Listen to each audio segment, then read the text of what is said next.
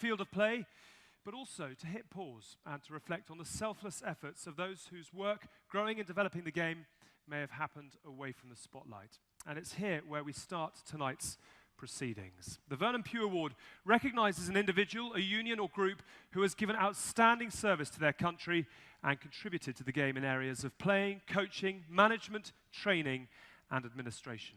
To present this award, would you please welcome back to the stage World Rugby's chairman, Bill Beaumont.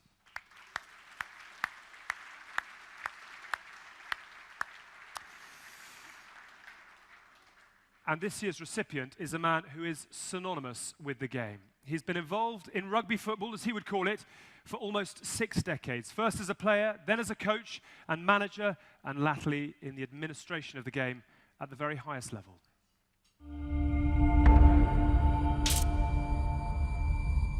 Sid Miller was born in Northern Ireland in 1934 and played for his hometown club Ballymena, Ulster, Ireland and the British and Irish Lions in a glittering career. A highly technical prop who could play either side of the scrum, he made his international debut in 1958 and went on to be capped 37 times by his country. He also played 9 tests for the Lions over 3 tours. He coached Ireland between 1973 and 1975 and masterminded the 1974 Lions on their undefeated tour of South Africa. Miller continued playing until he was 45, ending up in his beloved Ballymena's 6th 15 in 1980. He then went on to a hugely successful career off the pitch, managing the 1987 World Cup and representing Ireland on the International Rugby Board before his election as chairman in 2003. He presided over the 2007 World Cup and was influential in the groundwork for Rugby 7's inclusion in the Olympics. Sid was awarded the CBE by Her Majesty the Queen in 2005, France's Légion d'honneur in 2007, and was inducted into the IRB Hall of Fame in 2009. Testament to a lifetime serving the sport of rugby. Ladies and gentlemen, the recipient of the Vernon Pugh Award for Distinguished Service is Dr. Sid Miller.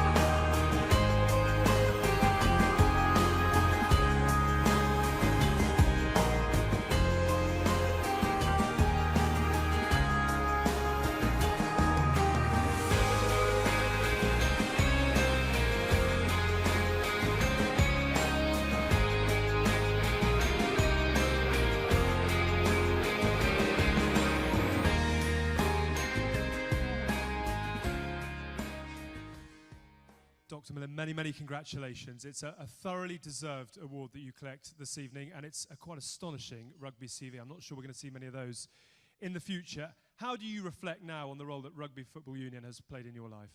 Well, it's been a lifetime love. It's given me friends. I've travelled.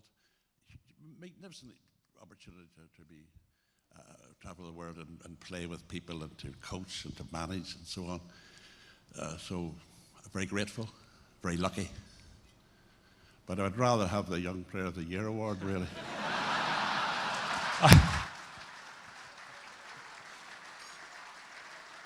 I'm sure we can sort one of those out for you as well. And we saw some wonderful footage of just a couple of hamstring lunges, a couple of windmills, and then cracking straight into test match rugby. When you look at what the game was like back in the day when you were running around to where it is now, I mean, can you believe how far it's come? No, but you see, the game on the field is still the same. Key factors in the game: attitude,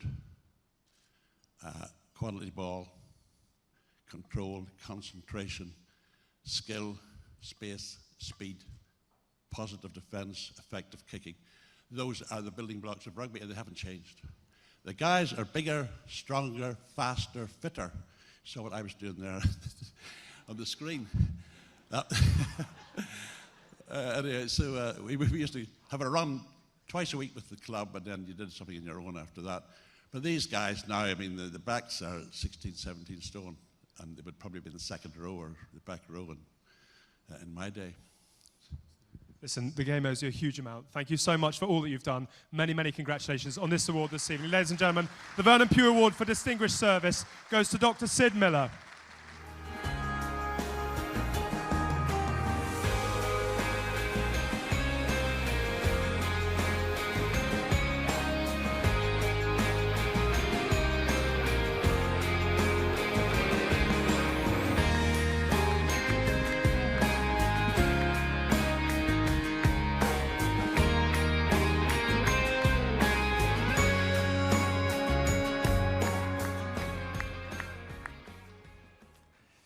Absolutely brilliant. Okay, our second award tonight, ladies and gents, recognises an individual, union or group whose words and deeds embody the true spirit of rugby by living and breathing its character-building values of integrity, respect, solidarity, passion and discipline. This year, the sheer number and quality of inspirational nominations has made the panel's job a very tough one. And to present the award for character, please welcome to the stage one of them, Mr. Gerald Davis.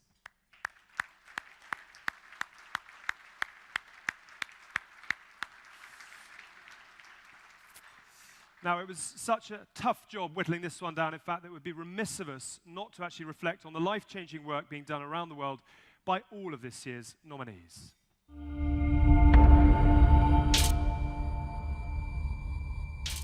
On the 24th of August this year, a massive earthquake struck Amatrice and Accumoli in Italy. Soon after the shocks, players from the nearby Ariete Rugby Club immediately headed to the devastated towns to help the first rescuers and stayed with them for the next 48 hours. At the same time, the club set up a collection point for essential supplies in their changing rooms, and then, working alongside the Italian army, took the aid to the tented city set up for the survivors. Megan and Anthony Elliott's son Max was diagnosed with learning and perception differences at age 3. Living a normal life became increasingly difficult.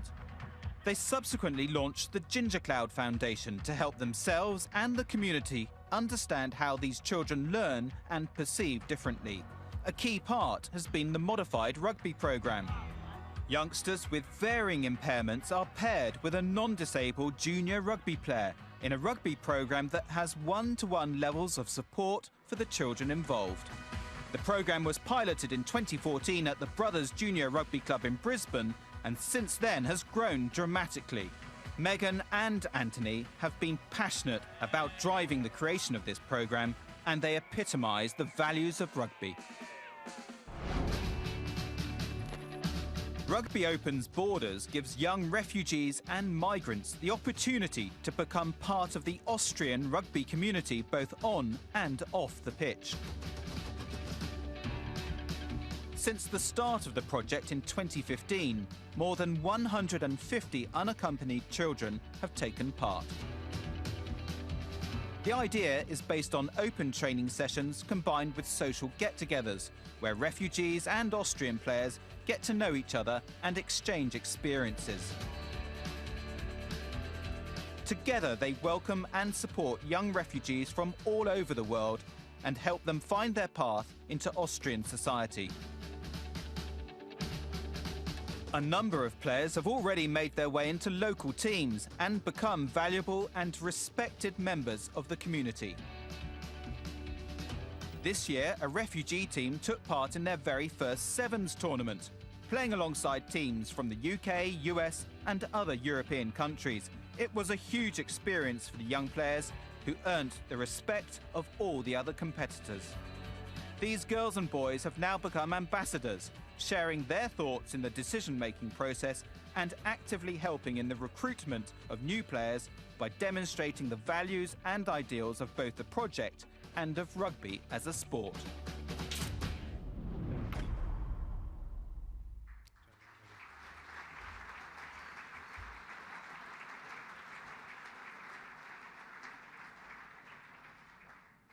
Extraordinary and inspirational achievements, all of them. And this year's recipient of the Award for Character is the Austrian Rugby Union with Rugby Opens Borders.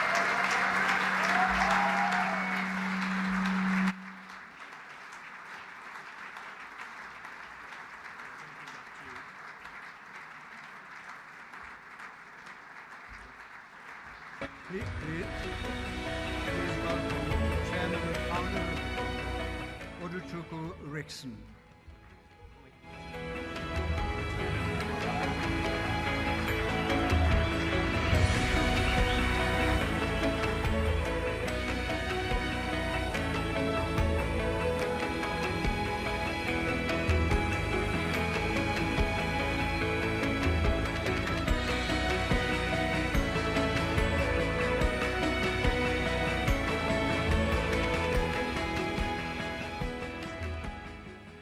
Many congratulations on this award. As Gerald said, what an amazing story, and it's a story that brings you here tonight in front of some of the most famous names in the game. What does it mean to you to be collecting this trophy tonight?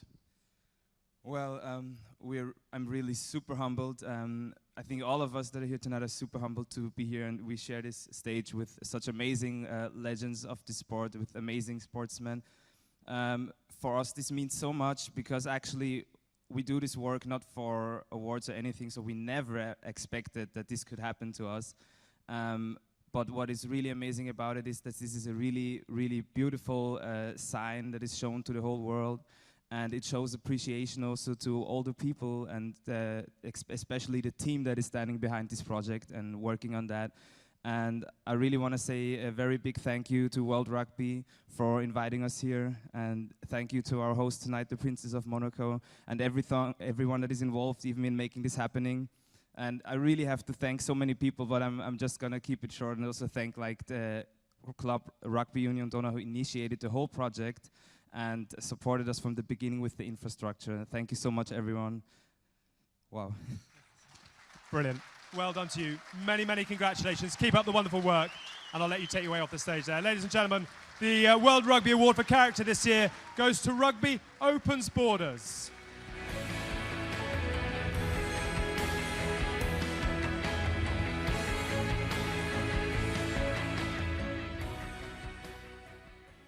A brilliant tale, and I hope there are numerous chapters still to come with your good work. Now, the International Rugby Players Association is the global representative body for professional players around the world. It acts as the players' mouthpiece on international issues of importance and to the game of rugby as well. The IRPA Special Merit Award is recognition by the world's professional rugby players of a fellow player who's had an outstanding professional rugby playing career on and off the field. It is about three core pillars of contribution. As a player of true class, through their community and charity work, and also in advancing the welfare and well-being of their fellow players and the game. To present this award, would you please welcome the IRPA Executive Director, Rob Nichol.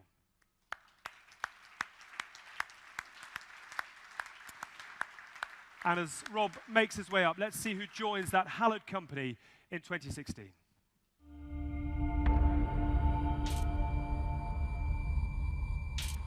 Jean de Villiers won 109 caps for South Africa, scoring 27 tries in an international career spanning 13 years. A World Cup winner in 2007, he also captained his country on 37 occasions. He first represented South Africa at Sevens in 2001, then won the Junior World Championship in 2002, before making his full Test debut later that year. Over the next decade and more, he would prove a key member of the Springbok teams that claimed Tri-Nations titles and conquered the British and Irish Lions. In 2014, he became just the 5th South African to reach 100 Test caps. A fast, explosive midfielder, an inspirational captain, a fighter on the field, and a genuine ambassador for South Africa off it, Jean de Villiers is a true Springbok legend.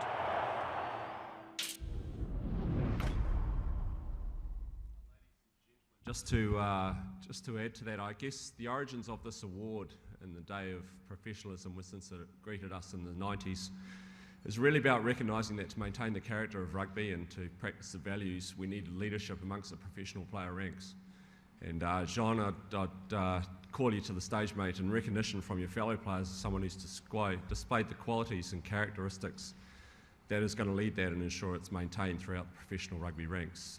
The way in which you're respected by your fellow players for the way in which you conduct yourself, probably most importantly off the field, and the work you've done on their behalf, but also on the game's behalf, is truly outstanding. And that's recognised tonight, mate, so please come to the come to the stage to receive.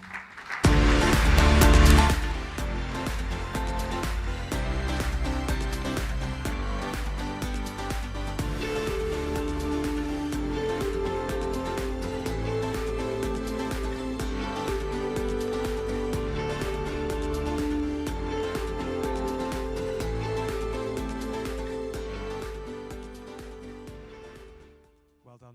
Let's have a quick chat. Many, many congratulations to you as well. What's it been? It's been 6 months, I think, since you put the boots in the attic. How do you reflect now on everything that you've achieved in the game? Yeah, well, I'm winning more awards now after I've played than when I was playing. So it is true, you do become much better once you retire. You know, it's been fantastic. I think rugby is an incredible game. We're so fortunate for the game that we have, and we have a massive responsibility to make a change in the world with it.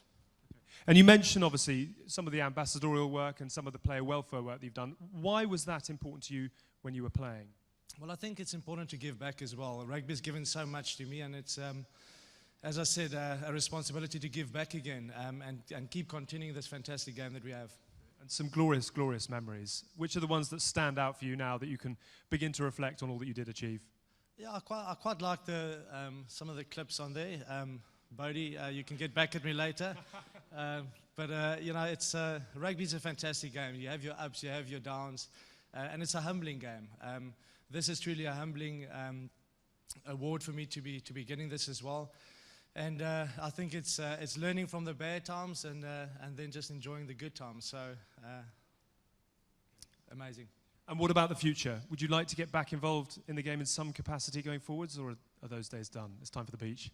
Yeah, I think you know as well. It's much easier just talking about rugby on TV than actually playing. It's not that easy sometimes, I can tell you.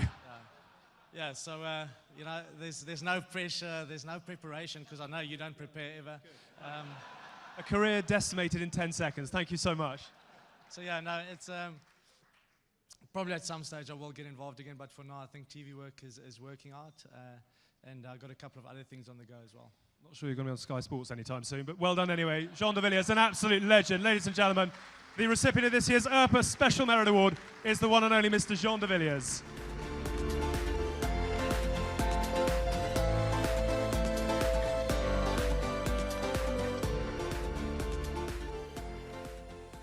Just take it on the chin and move on.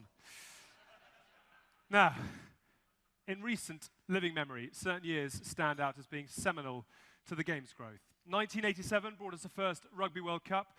1995 was the year it obviously all went professional. 2009, of course, the year the IOC voted rugby back into the Olympics. But I dare say that history will single out 2016 as one of, if not the biggest year for rugby.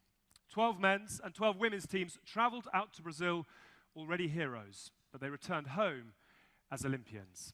The Australian women and Fiji men's teams travelled all the way back to their rugby-obsessed lands with the Olympic gold medals.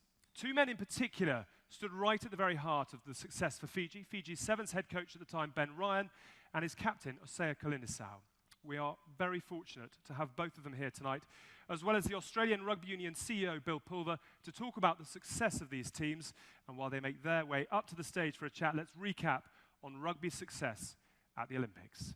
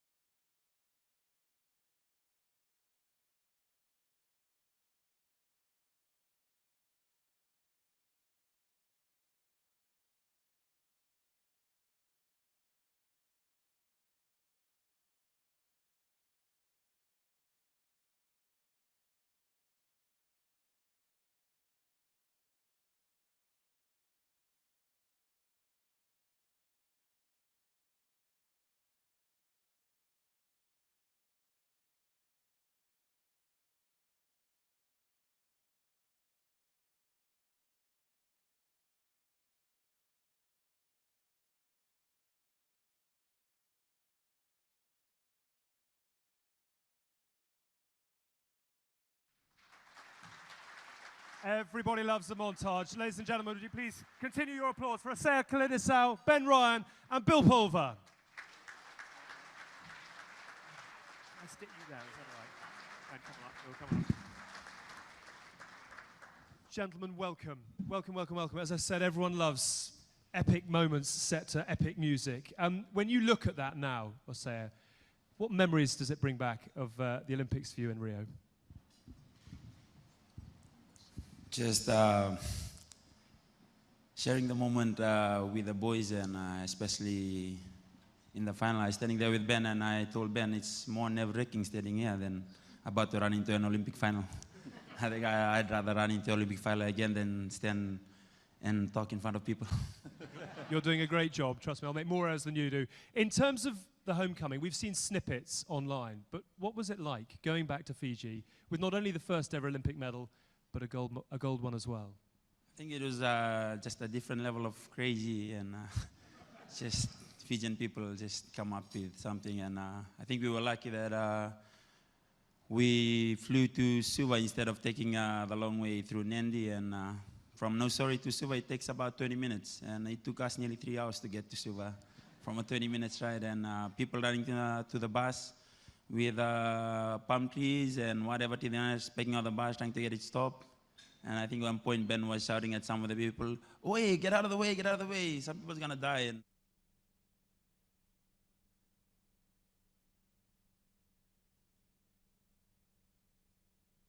we will. We are back.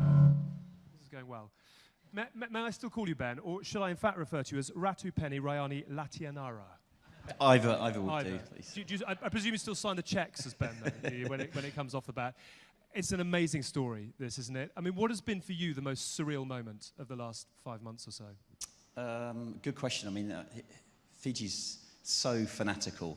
So whether it's an email from the Reserve Bank of Fiji saying, "Is it okay if we use your face on our new $7 bill that we're going to have to celebrate our success?" Maybe... And maybe it was when I was given chiefly status in the province of Sarua, and the first thing I had to do was the police took me to a pitch that we trained at, and there were 40 women from the province. One of them had a whale's tooth. I had to find the whale's tooth as they ran towards the main chief. And if they got there before I got her, then, you know, the chiefly proceedings are off. So I ran towards her. Eventually, I identified her. I was, ginger, short-sighted, left-handed, barefoot, in a skirt, running after her. I got bounced off first. She got a good fend on me, and then I managed to get hold of her, and then that started this amazing festivities. So I mean, there's so many stories we've got around this team. And obviously, I mean, not many people will have a waterfall and 3 acres of Fiji as a win bonus. It's unconventional, but I imagine there were one or two ago. Actually, I would take that. Have you had the chance to have a sort of Timotei moment with a little shower in the waterfall in the early mornings? And what are you going to do with the land? We're going to put a surf and yoga retreat on there, and that will put money back into the local village in the province. So certainly, I'll be back at Christmas to start the building process. And Bill, if I can ask you to grab the microphone, just give us a sense of what the gold medal has done for the girls in Australia and what it's done for the profile of sevens in the women's game. Well, look, it was unbelievable. We had a group of wonderful young Australian girls who came from a mixed background. Some had played rugby league, some had played 15, some had played touch. Terrific group of athletes, used to basically performing at a national level. Suddenly they're in front of an audience of billions of people and receiving a gold medal. It was an absolute breakout event for women's rugby, and in particular our Australian team. And when they came back, they were rock stars. There are suddenly millions of young girls want to grow up to become Olympic champions like them. So an extraordinary, extraordinary event for them. And as someone who's been involved in the administration of the game for a number of years now, I mean, what do you make of the way that sevens has grown off the back of the Olympics, and where does it go from here? Look, sevens is enormously important for the growth of the game. The 15 side of the game is in terrific shape, but sevens actually brings a brand new audience to the game. We had our first World Series event in Sydney in February, and it was sold out weeks before. 50% of the people that came to the event had never been to a rugby test, and 85% of the hospitality we sold had never purchased hospitality to rugby before. It's a wonderful game to start for young kids. You've got more space to learn the skills, and it's a truly global audience. So it's a wonderful, wonderful growth opportunity for the game. Absolutely. And what about at the top table? Does it feel now as if the top table has got bigger, I say, that there are more teams now and it's getting more and more competitive? Obviously, I mean, you blew Team GB away in the final, but when you get back to the Sevens World Series, is it notable that the levels of competition have gone up across the board? Yeah, it's getting really tough now. I was talking with Ciabello. We were sitting there just before the evening started, and we were talking about how competitive it has become now. And before, when you play sevens, you could rest a few key players. You rest this game, and you play the next game. But now it has gone so competitive that coaches have to play their key players on every game. And every game is like a final now. And I think it's good for sevens rugby and rugby as a whole that sevens is very competitive and it's really growing, and I'm looking forward to more competition and more series wins from other countries. We must have a word about the tournament itself as well, because obviously it's been mad since. But what was the point leading up to it or during the Olympics where you thought, this is coming together exactly as I had it planned? I guess you don't want to sound overconfident or arrogant, but we had got our preparation absolutely bang on. You know, you always expect some bumps in the road as you approach a big tournament, but it didn't happen. And we kept through nice and smooth. And before the final, Vatima Ravuvu, who's down here and he's with the Flying Fijians team now on the November tour, you know, dancing around in the changing room, and whilst the England guys or the Great Britain guys were out doing their drills and shouting and very rigid, our boys, one of them was piggybacking the other one and slapping him on the arse as he ran out into the field for the warm-up. And when we went onto the field for the final, I could honestly say that it was as though the bell was about to ring at lunchtime and they were going out to play and have fun. And you know, that they're very incredibly talented, our Fijian players, very humble, hardworking, and that was a huge highlight for me. How much are you going to miss it, and what's next? Next is going to sit down away from you. And I'm sure I'm going to be doing this next year, I can tell you. Yeah, I mean that's it for me. I really enjoyed it. I do miss Fiji incredibly. Once you get to know the people, it has this magnetism about the Pacific, and you know, when you go to Samoa and Tonga and various other places, you know, there's a huge family feel to things, and that kindness, which sometimes is missing at the top end of sport, in the Pacific, it's right at the top of the agenda. So yeah, no, I'll be back. Exciting times for you, exciting times for Sevens as well. Just before you go, we've got something to give to Bill and Ben, and I promise it's not a flower pot, but we've got the IOC member and president of Rugby Europa, Octavian Morariu, to come and present something to both of you for your achievements at this year's Olympics. Octavian, if you'd like to come up. One for Bill to take home for the girls, and one for Ben to take home for Fiji men's. Osea, thank you very much indeed for your thoughts as well. See you tomorrow. Well done, mate. See you tomorrow.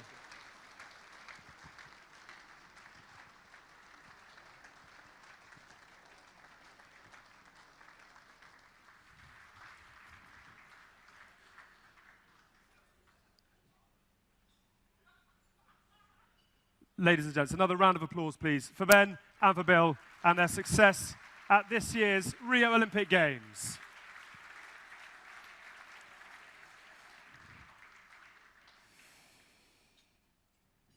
Good. So, if 2015 was the most successful ever year for 15s, there is no question, as we've been saying, that 2016 has been by far the biggest ever 12 months for sevens, and perhaps for the game as a whole. Rio, with its carnival atmosphere, sun and sand, was the perfect stage for Rugby Sevens Olympic debut, and what a debut it was. The first Sevens Olympians on the podium, as we mentioned, were Australia, striking gold and building on their title of the HSBC Women's World Rugby Sevens Series champions, and it's with these tremendous athletes that we start. To present the Women's Sevens Player of the Year, would you please welcome Global Head of Sponsorship and Events, HSBC's Giles Morgan.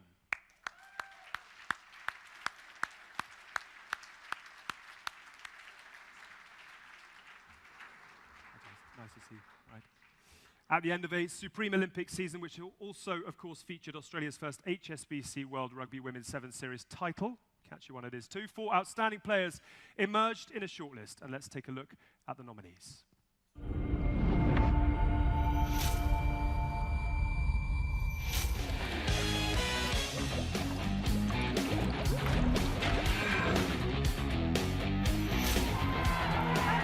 Charlotte Caslick, you do not give her any space or she is gone.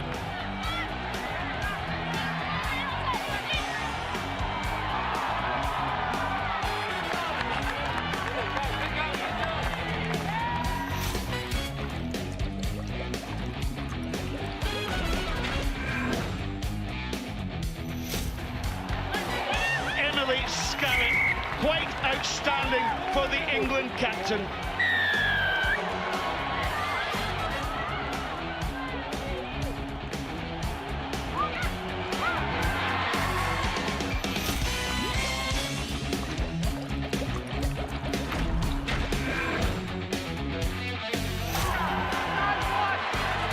That is pure class for Porsche women.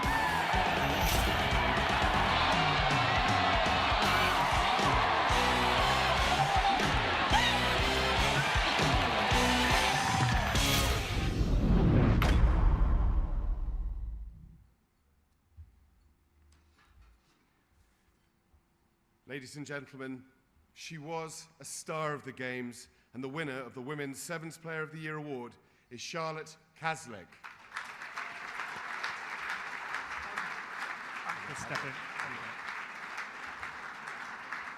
Ladies and gentlemen, unfortunately, Charlotte, she can't be with us. She's still in Australia, so she has sent us this message.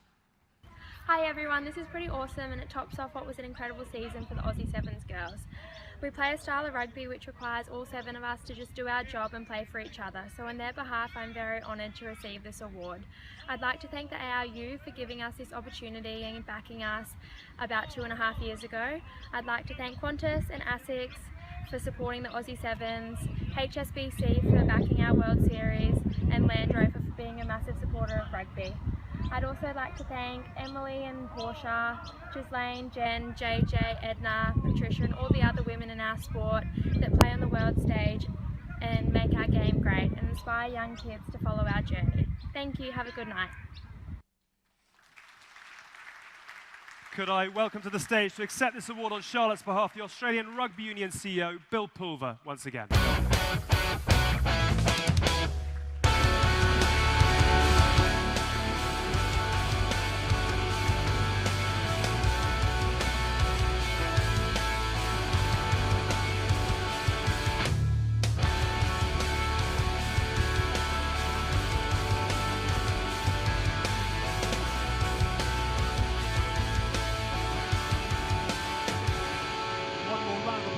Charlotte Caslick and Bill Pulver collecting the award on her behalf.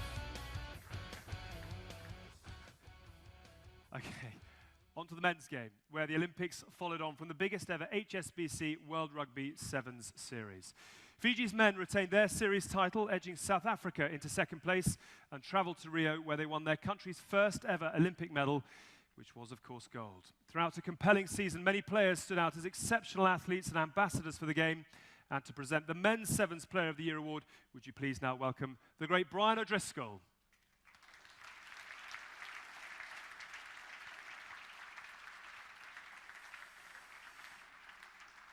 Good evening to you. We'll have a quick word, if you don't mind.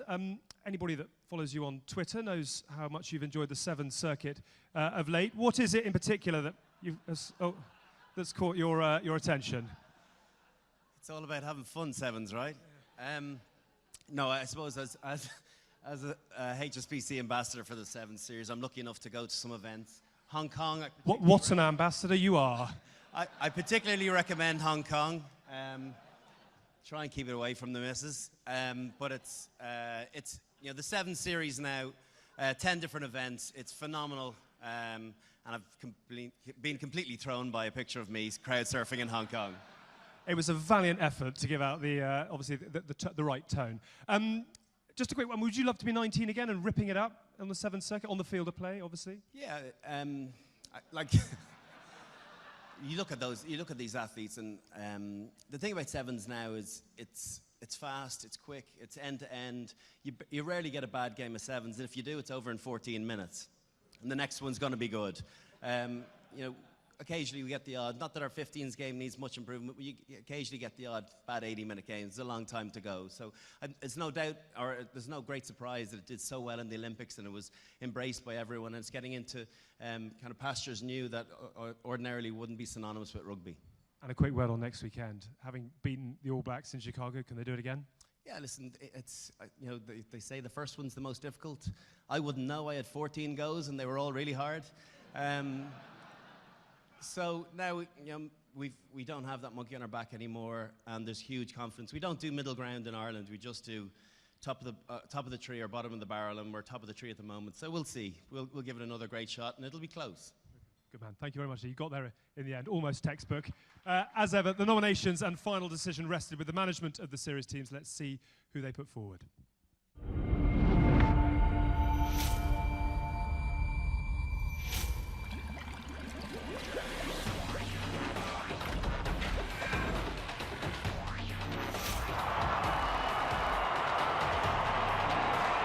It's their man, their captain, their talisman, their inspiration, Colin Sao.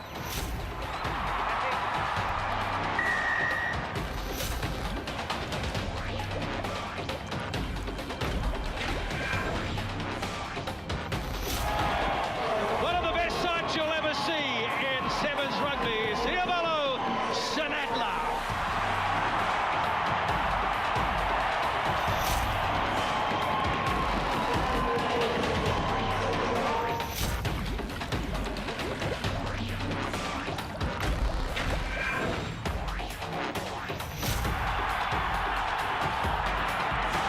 Oh my goodness.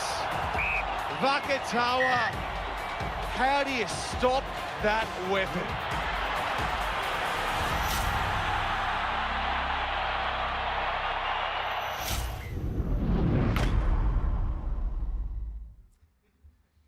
Ladies and gentlemen, the winner of the Men's Sevens Player of the Year in association with HSBC, who was incredible at the Olympics, is Sibelo Sanatla.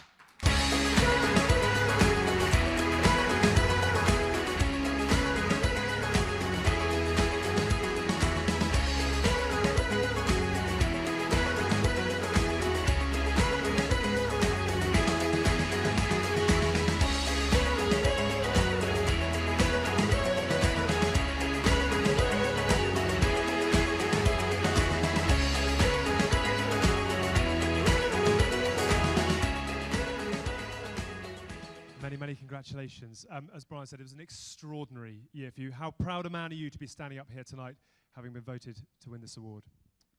Well, I think I'm incredibly proud to be standing in front of all these awesome people tonight. I'm really humbled, but I think these awards don't do as much as they should actually do, because we are a team that pride ourselves in our family, and to win something alone doesn't do as much as it would have done if I won something with the team. Because of Fiji, they were too good this year. Credit to them, they've done so much good. But yeah, really honored to have this, and really humbled to be standing next to you today. It's thoroughly deserved, obviously. But in terms of your own performance, why was this year such a good year? Where did you improve? I think it's kind of a sin not to score tries when you have magical teammates like I do. Our playmakers are incredible. So basically, I just get the ball in space and open try lines, and I just jot it down. That's my job in the team, really much to jot the ball down. But I think my teammates actually did it for me. They've allowed me to be who I am, and they created space, and that's my type of game. So they did all the work. I just put the ball down. That's why I give credit to them and say it's pretty much awesome to win something with them and not alone. You are very good at putting the ball down, if I can say that. But in terms of obviously the bronze medal as well, I mean, it wasn't obviously the Olympics that you wanted, but there was a lovely story about how you came to get your Olympic bronze. Can you just share that with us?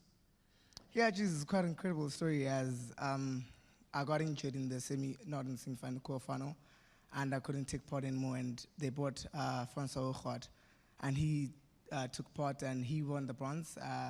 Now, the whole thing was stationed that if you played in the last game, you get the medal, and he got the medal, and as we get to the hotel, there was a little story. He said, no, I can't take this medal. I think you're more deserving of getting a medal than I do, as if he didn't give up 15s the whole year, just play sevens to get the medal. And I said, no, Francis, you can't do that because you deserve it just as much as I do. He said, no, you've been in the system for long, whatever. We had a little quarrel about it. And he just said, okay, whatever, I'm leaving the medal here. And he went off because they were not staying at the village. So he just left the medal there, and I looked at it for a while. And eventually I went to go grab it. And it's quite incredible, man. It just shows the type of people we have in the system and the type of persons or people that we have. A person really trying to, or giving up a medal that he wanted so much for someone else. I'm pretty stoked that he got the medal at the end of the day, so it's like even numbers now. I don't have to buy a Christmas present. True. What is it about play? He's this year's Sonny Bill Williams, isn't he? Giving his medal away. And obviously we must have a quick word about what's to come. Things are a bit tough for the Boks at the moment, but how the Blitzbok are looking ahead of a new series? Well, we're right. I think we're just standing in our own way at the moment. And I think if we can eliminate that, that would be cool. I think we have the same squad, so things should get a little bit tougher, but we should be all right, which is kind of great. But we're looking really good, training really hard. I'm trying to press these guys for a change. Guys, please slow down a little bit, give us a chance. But things are looking very good, thank you. Top man, keep popping that ball down nicely. You're extremely good at it. You're a worthy winner as well this year. Ladies and gentlemen, a huge round of applause, please, for World Rugby's Men's Sevens Player of the Year, Sibelo Senatla.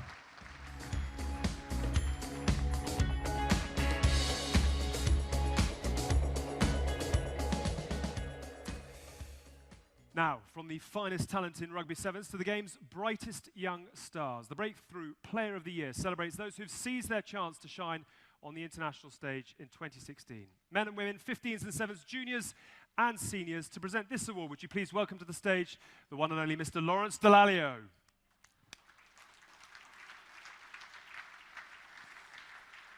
How are you, Long? Nice to see you. A quick word, if we may. Obviously, it's a fantastic lineup this year. How excited are you about the current state of world rugby at the moment?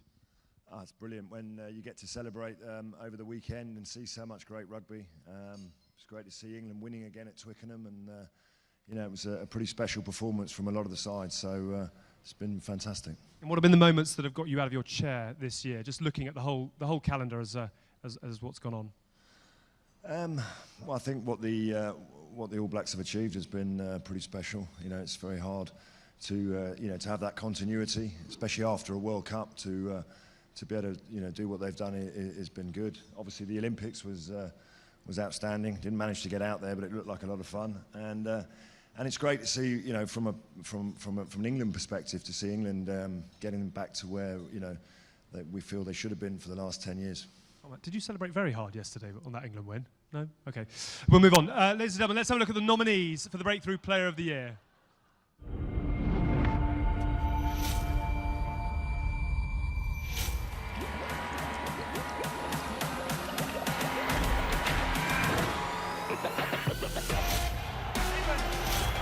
Antoine Linnett-Brown, sensational.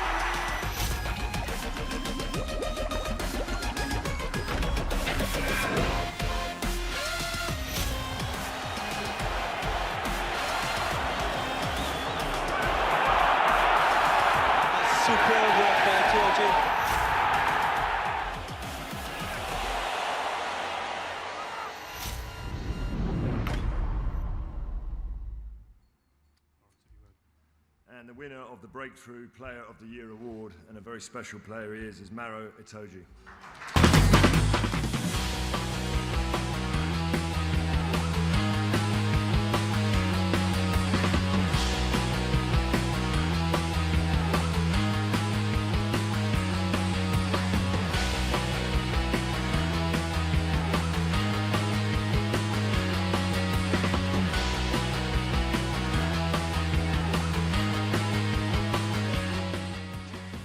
Gently with the precious hand. How is it, first of all?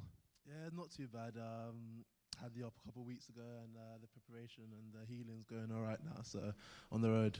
There is a hacks table at the back, and I know that they'll all be jotting down the prize-winning Marrow headline for tomorrow's papers once again. Are you bored of it yet? I mean, it's been an extraordinary year for you, hasn't it? Yeah, the year hasn't gone too badly. I think I'm very fortunate to be a part of two very good teams and play with two very good sets of players and coaches. So I think I'm just benefiting from that. The year hasn't gone too badly. We've had a Grand Slam, a whitewash against the Wallabies, we've had a Premiership title, a European title, numerous Man of the Match awards, and today is your World Rugby Breakthrough Player of the Year award. If this is your breakthrough year, what's on the to-do list for 2017? Well, just try and do all again, really. Just try and get better and see where I am. What's been the biggest challenge for you this year, and what's perhaps been the biggest lesson that you've learned? I'll probably say playing international rugby. So obviously this was my first year of playing it, and it's a bit different to club rugby and all the age grade stuff I've done before. So stepping up to that level has been probably the biggest challenge. And a highlight for you, if there was one, of all the successes that you've had? I think it's hard to pick, really. You know, I've had some pretty good highs in both with my club and with England. So to put a finger on one, I think is a bit unfair. But it's been good. It certainly has. It's been remarkable. Many, many congratulations. I won't squeeze the hand again. But ladies and gentlemen, if you could give a huge round of applause, please, for this year's World Rugby Breakthrough Player of the Year, Maro Itoje. If you want to head off that way.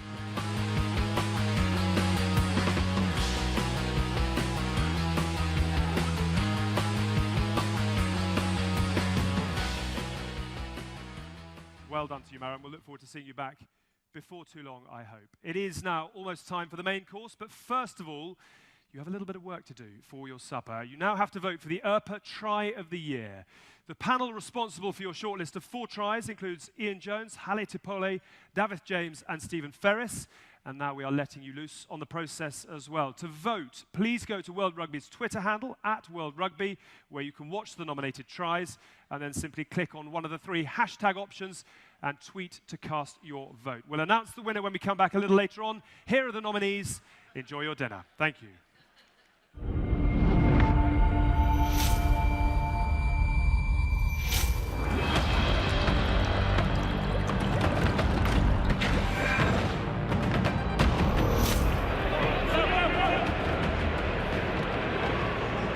Sexton and looks at him, and Seymour now, Seymour through the space, a lovely offload, and Klein supporting Kane, and now back to Sexton, wonderful play by Ireland, and it's Trimble looking for support infield, finds it, McFadden is there, McFadden has support outside, and Heaslip for the line, what a try, what a try!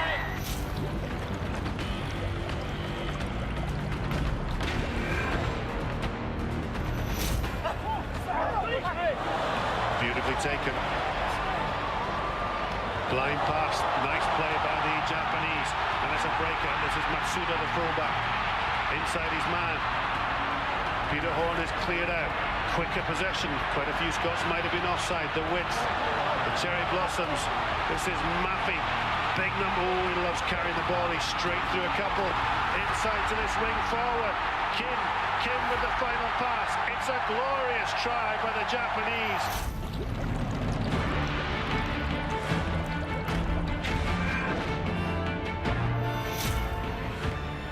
Sanchez gone a bit deeper this time. Perenara hands it off for Ben Smith. Here's Barrett putting the foot down, gets it away. Crotty gets himself showing good pace. Ryan Crotty. Here's Ben Smith. Perenara lining up. Perenara's going to go all the way. What a try!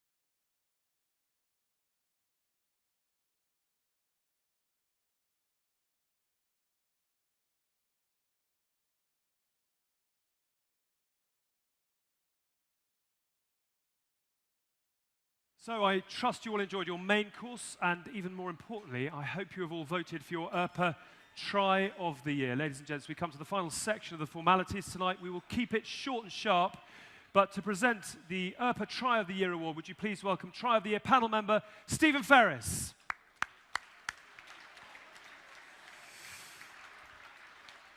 Well done. We'll have a very quick word. It's lovely having a man who went around smashing everybody coming up here to hand out Try of the Year. But first things first, how difficult was it to whittle it down to the final selection?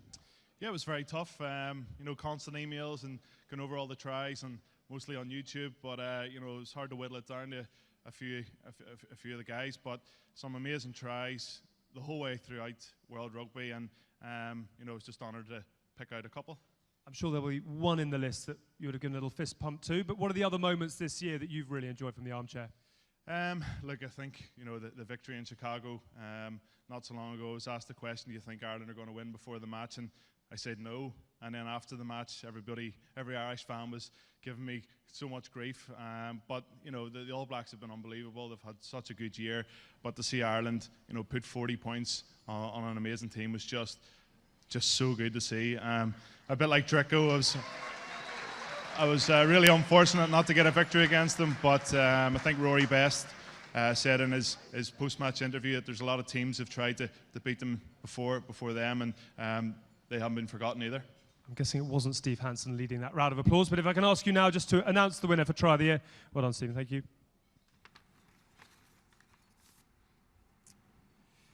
So there's been over 16,000 votes, and with 57% of them, your winner of the RPA Try of the Year award is my old partner in crime, Jamie Heaslip.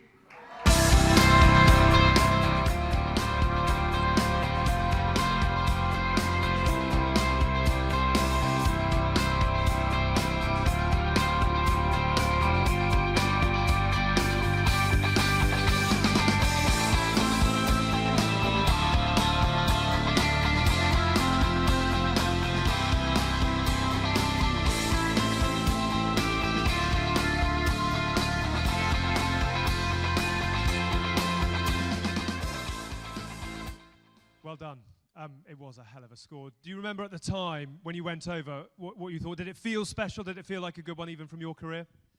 To be honest, I was kind of running out of fear of my coach and the review on a Monday morning. The previous week he kind of told us just to run upfield when he makes a line break, so that's what I did and I got at the end of it. But like all great tries, I think it was a great team try, to be honest, so I'm kind of here on behalf of the whole squad picking this one up. As a result, do you cut it into 23 pieces, or will you actually just keep it as the paperweight in the middle, front and centre on your desk? I might send it down to Nace, my mum, and keep it there for the meantime. I don't know if the lads have any space for it quite yet. Okay. You've obviously got other things to play for coming up this weekend. What is going to be key for you? I mean, once in 111 years is special, twice in a month would be fantastic. What's going to be key if you're to get it right? Well, I better choose my words wisely, or the boys will use it as some motivation tools. But it was pretty special. You know, I think I played it 8-9 times now and came out the other end, so it was nice to get a win. I think it was more special the occasion that we had playing 63,000, from the 63,000 people in North America is pretty special. I think everyone that was on the day there would agree that it was unique. It's going to be even better coming into Aviva. They pipped us last time there, so I'm looking forward to another go with them. It's going to be very, very special. Well done on the Try of the Year, Jamie. Best of luck at the weekend as well. Ladies and gentlemen, a round of applause, please, for the ERPA Try of the Year, which goes to Jamie Heaslip.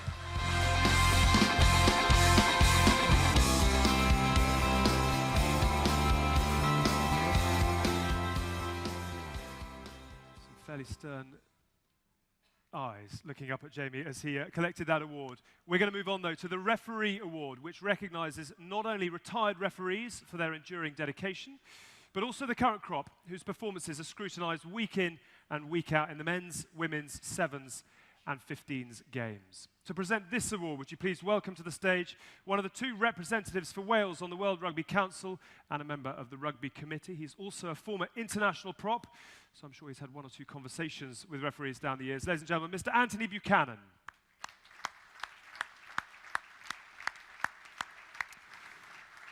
And while Anthony comes up, here are the nominees for this year's award.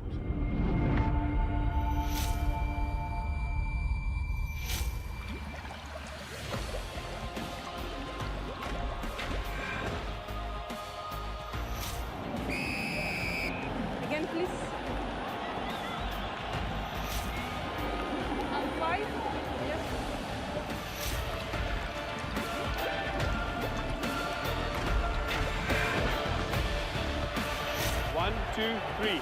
Blocking. 6 off feet. Set.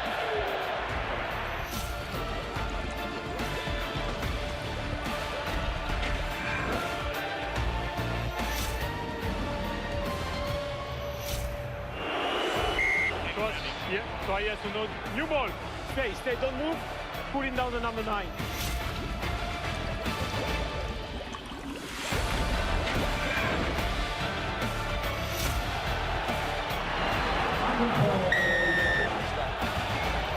So blue is headed backward.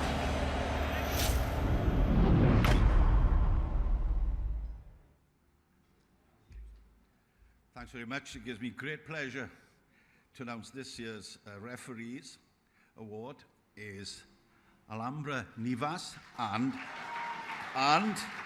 Rasta Hasivegzi.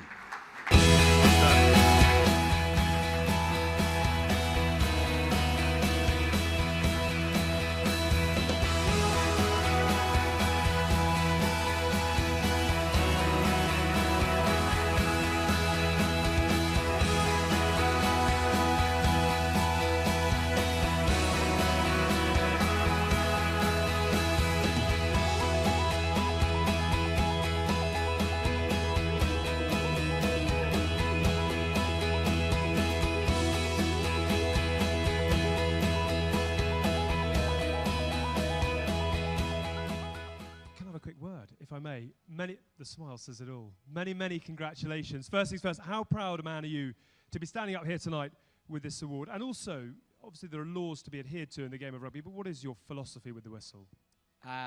Pretty ecstatic to be here tonight. Firstly, thanks to World Rugby. Thanks to SA Rugby as well for looking after me. It's a great honor and a privilege to receive this award on behalf of all the people that have put the hard work on behind the scenes. So pretty ecstatic to be here.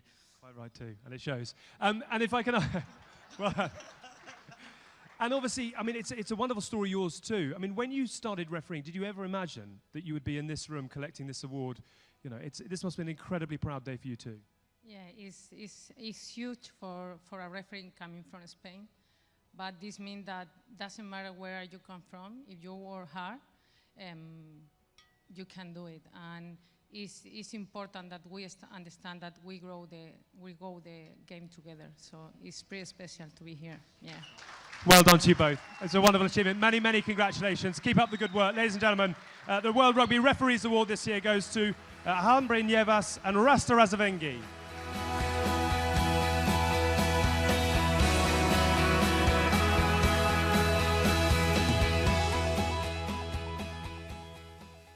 So, moving swiftly on, now to recognise the men and women behind the stars that we see perform on the field. Theirs is the quiet word, the rousing speech, the carrot, the stick, perhaps even the kick up the backside. Whatever it is that works. And I am, of course, talking about the coaches. To present this award, would you please welcome World Rugby Coach of the Year panellist, Mr. Scott Hastings.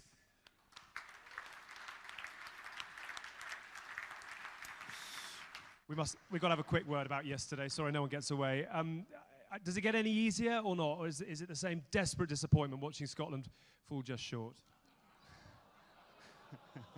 It didn't mean to come out quite like that, but you'll have to take it anyway. It is disappointing. Undoubtedly, I think everybody has seen the improvement that Vern Cotter has put into this team. I think the players have responded. And I look back when I was a kid and looked up to the players that played in a Scotland jersey. There was a pride, there was a passion. I was fortunate enough to be in some of those teams as well. And I think what Vern has done is he's given them a belief. But unfortunately, they've got to get used to winning, not losing. And I think the All Blacks, if you look back to them in Rugby World Cups, got used to winning. Ireland recently, England are currently doing that under Eddie Jones. So for me, Vern Cotter has done a superb job. And the only way to get back and to get that habit going is to actually go back onto the international rugby field next week against Argentina and do exactly that. But the players have to work out and work on a formula that if they get into winning positions, you've got to see a way out. Okay. And a quick word on the coaches' nominees as well. Easy decision or a lot of head scratching and many happy hours spent deciphering? I was on the panel last year and it was nigh on impossible. Exactly the same has happened again, folks. It's been a long debate about who gets this particular award. It's been really, really tough because the competition, every year the game moves on, and the coaches certainly give the players the inspiration, and we've seen some fabulous rugby this year. Outstanding nominees all, and let's have a look at those selected.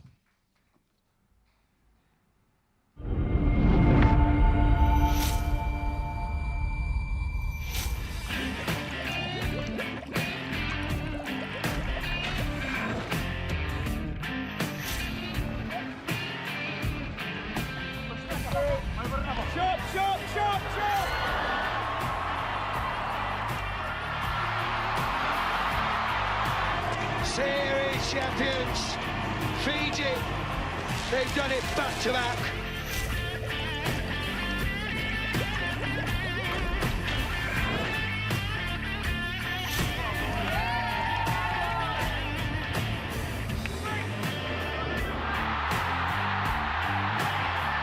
Eddie Jones, the new coach, said, "We want prizes." Well, he's won the first on offer.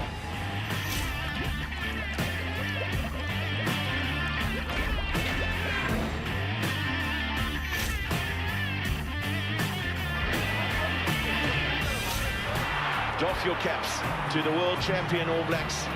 So far and away the best side on the planet.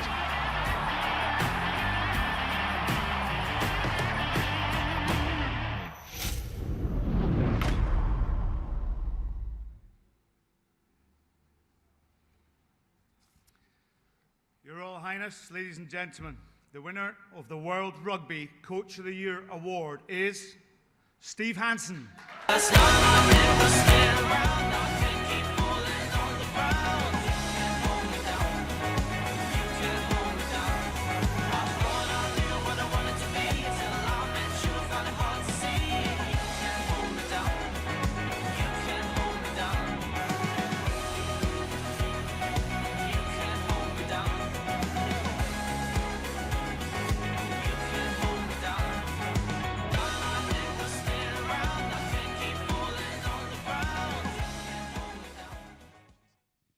Many congratulations. I think I'm only saying this is the 4th time in 5 years that you've come up to collect this award, but looking back over the last year or so, what is it that's given you the most pleasure being in charge of the All Blacks? Just working with a group of people that want to get better every day and never being satisfied with what they've got. You know, they're hungry, got great staff and behind us and do a fantastic job.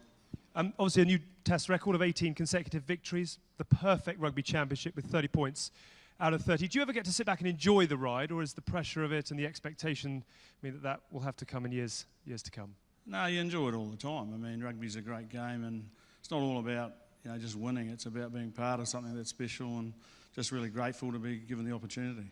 You've obviously lost a huge amount of experience after the World Cup last year as well. In some ways, are you surprised at how quickly and how well you've regenerated in the absence of some of those big names?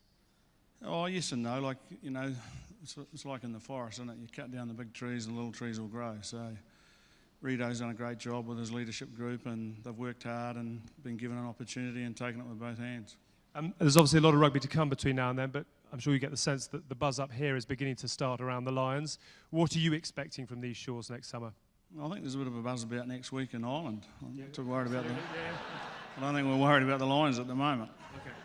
We'll leave that there. And just before I do let you go, obviously it's been a tough day back home, and I know there'll be a lot of press coverage for your award tonight, but I'm sure your thoughts go back home to New Zealand as well. Oh, that's right. I mean, when something like that happens, it puts everything into perspective, doesn't it? And you've just got to understand that rugby is a game, and as much as it is competitive as it is, life's a lot more important, and we've got a lot of people at home suffering, so we send them our love and our best wishes. We certainly echo that by sending our thoughts and prayers as well. Steve, best of luck next weekend. I'm sure we'll see you again sometime soon. Ladies and gentlemen, the World Rugby Coach of the Year is the All Black head coach, Steve Hansen.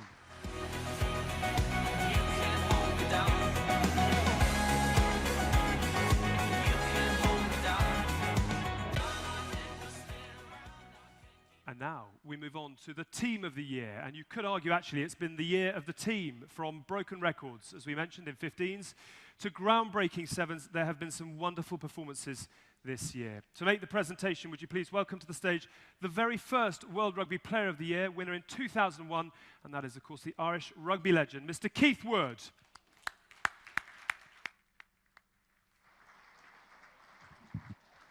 we have a quick chat? Make it clear. I'm good, thank you. From an Irish perspective, it's been, well, particularly as a man of Munster, it's been an extraordinary emotional roller coaster for you. Was there a tear in the beer watching the boys win in Chicago? There were many tears. I think we've had lots of tears for the last few weeks, and I think when you turn up to a World Rugby event and you realise some of the respect that has been shown to one of their fallen guys over the last few weeks has been pretty incredible, and rugby's response has been phenomenal. I was standing in the crowd directly opposite the haka in Chicago, watching as the Irish team went into a figure of 8 for Anthony Foley with all the Munster players at the front. And for the first time in my life, I can remember looking at a haka that seemed to be less important than what was happening in front of it. And it was a great mark of respect from everybody. I think everybody's been touched when somebody young passes away. And so that was a little bit poignant and sad. And then you see the magnificence afterwards. It was an incredible weekend in Chicago. I can assure you we went slightly ballistic, of course, but... Deservedly so as well. Steve's obviously got Ireland to worry about next weekend, but you're a man who's done winning Lions tours before. When you look at where Ireland are at right now and how things are coming together for England, how excited are you about the squad that we're going to send down to New Zealand? I think if you look at when you see all the great players that have played in the World Cup and a World Cup that's just over, you wonder who are the guys who are going to put their hands up. England have done incredibly well in the Six Nations. Ireland did well in the summer. Watching all the other players playing over the weekend, you say, yeah, these are guys that are growing in confidence, have capability. And one of the things that's spectacular about the Lions is that sense of unity of 4 teams. And you know that going down to beat New Zealand at any stage is nigh on impossible. But we like to live the dream. We've seen one of those dreams already be broken this week. Why not see it in the summer as well? Beautiful words, beautiful words. Keith, thank you very much indeed. Let's take a look at the nominees for Team of the Year.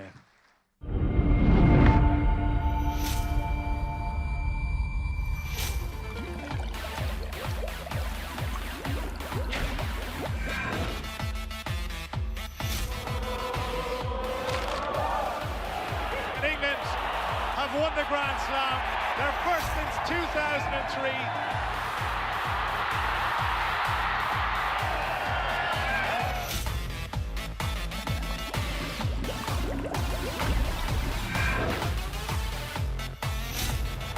Here's Fiji at their finest. Can you believe what you're seeing here? Of course you can.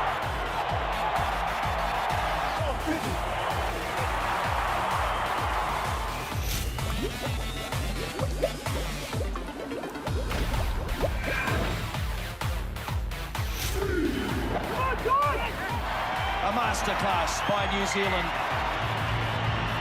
Incredible performance by the men in black.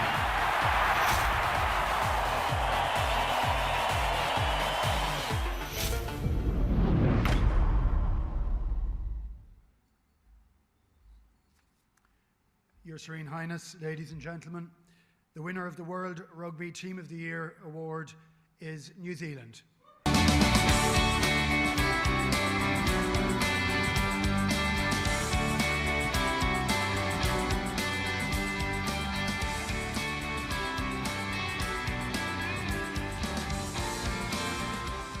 I think we all know who the captain is.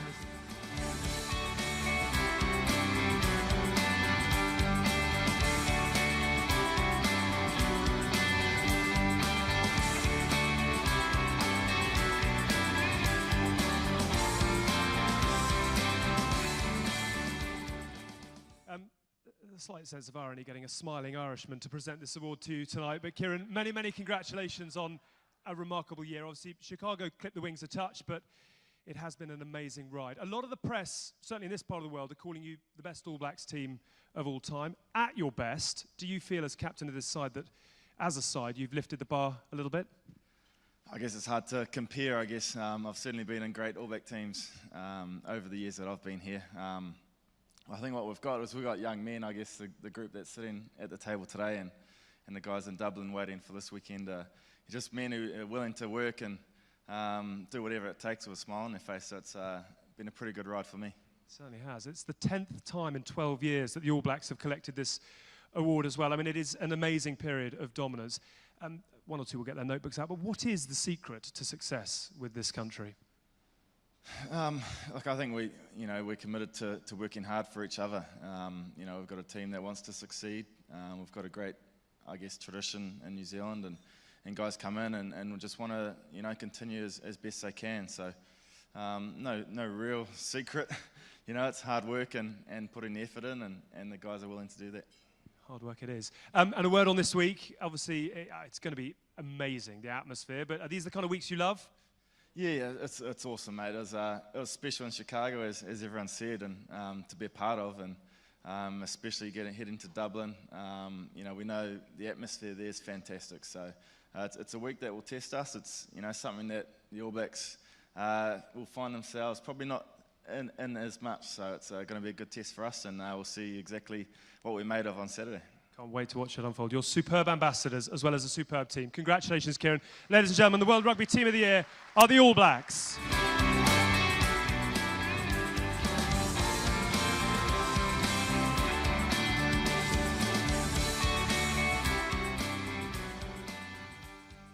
Now, to the Women's Player of the Year. Nowhere is the growth of the world game more vibrant at the moment, with a quarter of the 8 million global players now women and girls. Rugby Sevens and the Olympics have made a massive difference, and next year Ireland will host the Women's Rugby World Cup 3 years on from the last sellout final in Paris. To present this award, would you please welcome to the stage the Ireland captain at the last World Cup, Fiona Coughlin.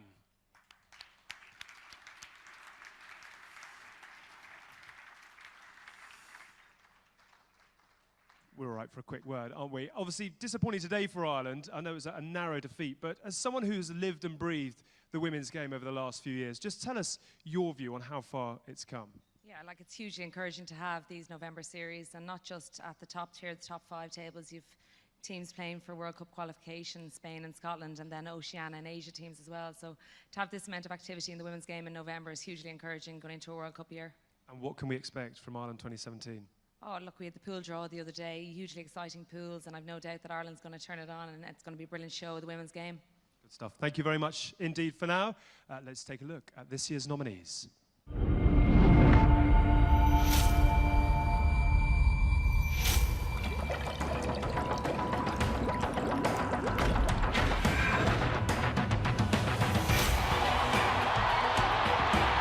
Fiona Famo-Silly, she's led from the front.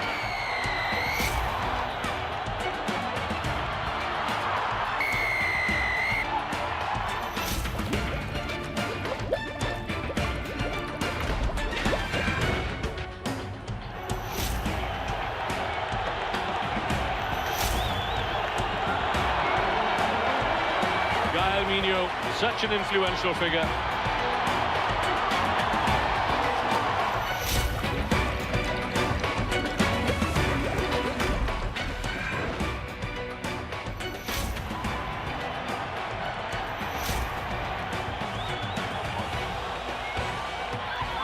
And Hunter is driving over and scores. The England captain.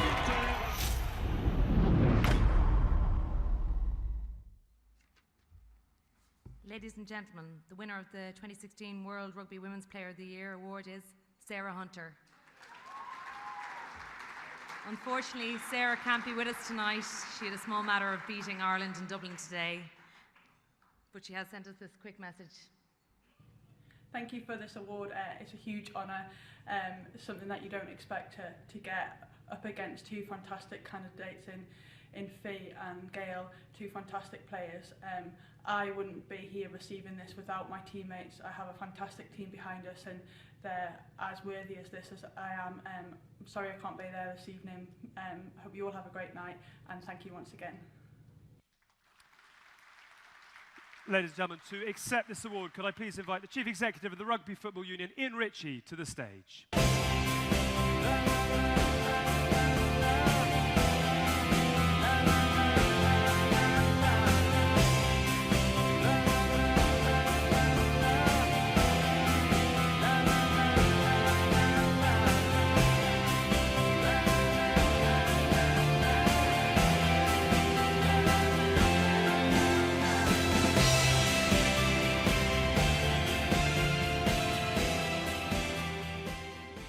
So, ladies and gentlemen, with a Women's Rugby World Cup next year, as well as a Lions tour to New Zealand, as we mentioned, and Asia's first ever Rugby World Cup in Japan to come in 2019, there is already so much to look forward to over the next 2 or 3 years. And yet, I sense that I am just about to make a few of you reach very subtly for your diaries. Before we move on to the final award of the evening, could I please welcome to the stage to make a very special announcement, Her Serene Highness Princess Charlene of Monaco.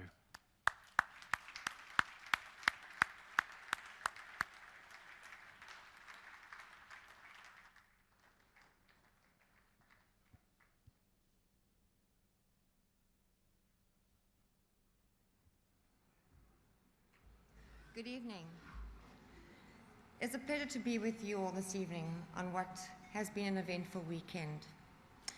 Rugby, of course, is a sport that is close to the hearts of the Prince, my husband, and I. I'm thrilled to announce that for the next 2 years, these awards will be hosted in the Principality of Monaco.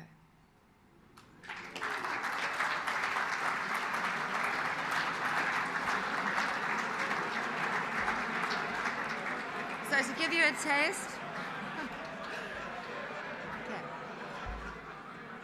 to give you a taste of what is to come, let's have a look at the home of World Rugby Awards for 2017-2018.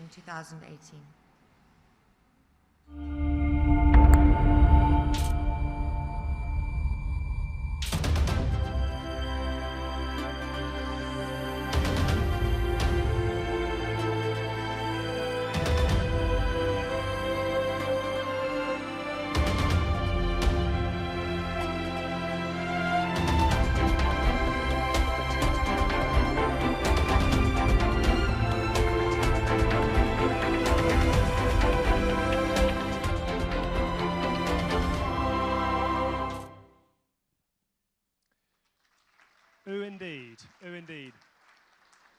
Your Highness, much as we're all obviously delighted to be here this evening, 3 floors down, next to the underground car park, in a Hilton off the Edgware Road, I think you've sold next year's awards rather well. Obviously, you mentioned that rugby is close to the family, at the hearts of the family, of the royal family of Monaco. Just tell us a little bit about that connection. Why? Well, first of all, my husband and I, we share the passion of rugby, and yeah, I guess rugby in my country is a religion, and we just share that, I guess. Do we talk about the result yesterday, or do we just ask if Prince Harry gave you showed you a very good time at Twickenham? Both.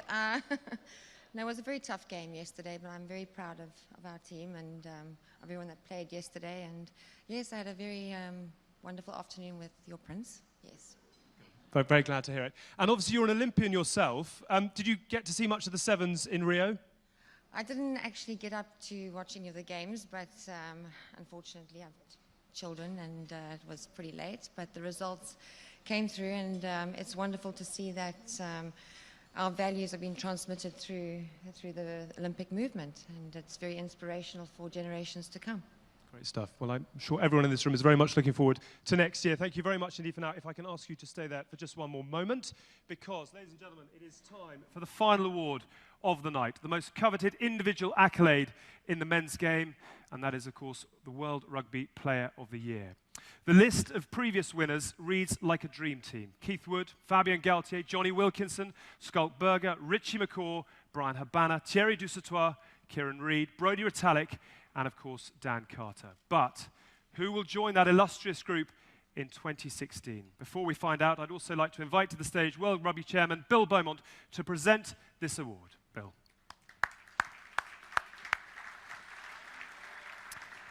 And while Bill comes up, let's see our nominees in action.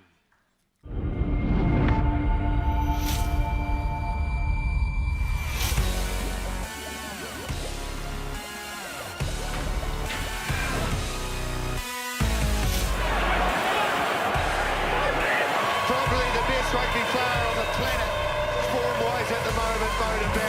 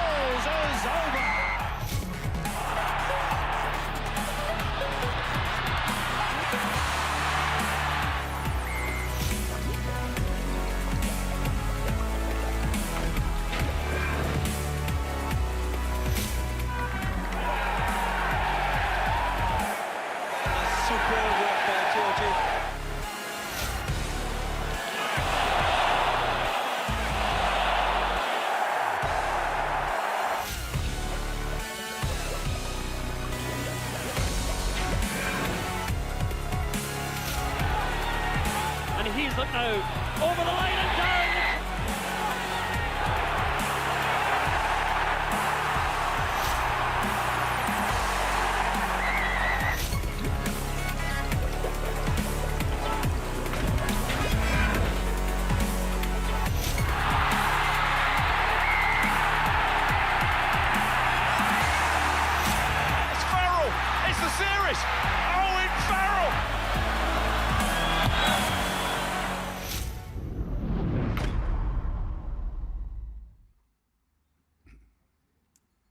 And the winner of the 2016 World Rugby Men's Player of the Year is Vernon Barrett.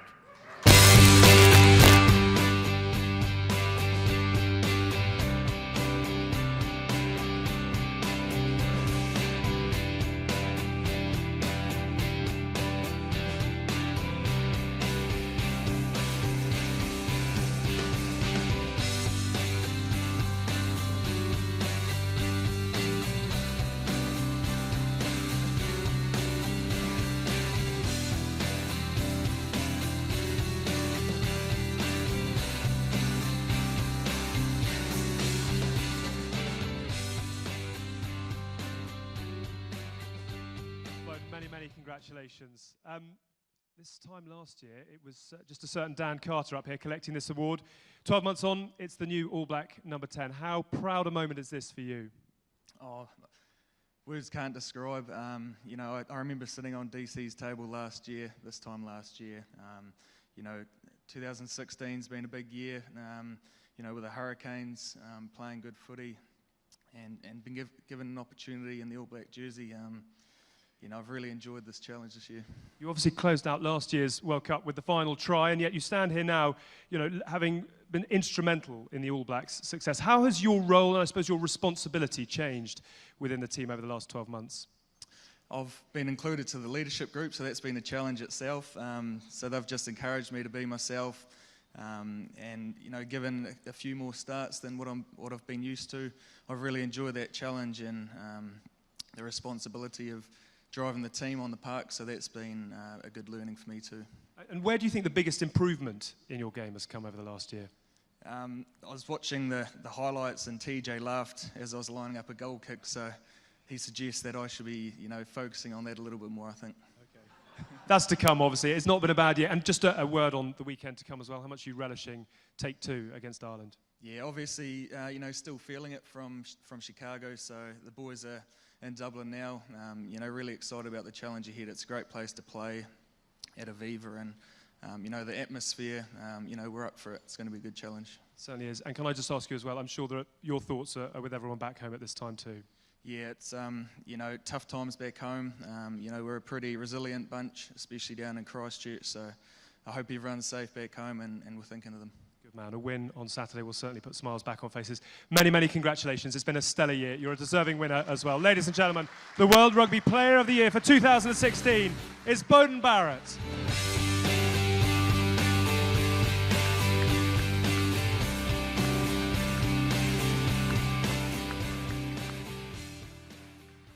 Many, many congratulations to you. So that is it. What a night it has been, ladies and gentlemen. Once again, our congratulations to all of our winners this evening. It really has been a year to remember. We can now look ahead to what promises to be a sensational Women's Rugby World Cup 2017 in Ireland, a stellar year of sevens, Georgia hosting a first ever Under-20 World Championship, and who knows, perhaps even a global calendar that brings harmony to all. It's been a privilege sharing this evening with you. Enjoy the rest of your night, and when the time comes, have a very safe journey home. We hope to see you in Monaco next year. Thank you very much, and good night.